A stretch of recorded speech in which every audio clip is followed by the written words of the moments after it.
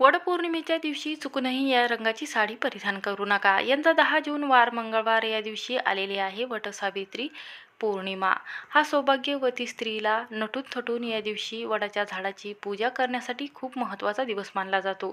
सौभाग्यवती स्त्रियांसाठी हा सण अत्यंत शुभ मानला जातो. या दिवशी वडाच्या झाडाची पूजा करून 100 वर्ष आयुष्य वडाच्या झाडाला प्राप्त झालं आहे.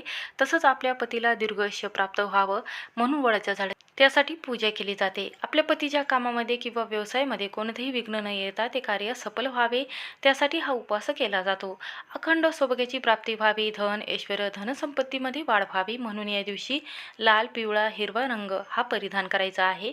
कारण हा रंग माता लक्ष्मी आणि श्रीहरी विष्णू त्याचबरोबर माता पार्वती आशीर्वाद प्राप्त होतो. म्हणून या दिवशी साडी हीच आपल्याला परिधान करायची आहे जी नकारात्मक ऊर्जा जी आहे ती निघून सकारात्मक लहरी प्राप्त होत असतात. म्हणून या दिवशी आपल्याला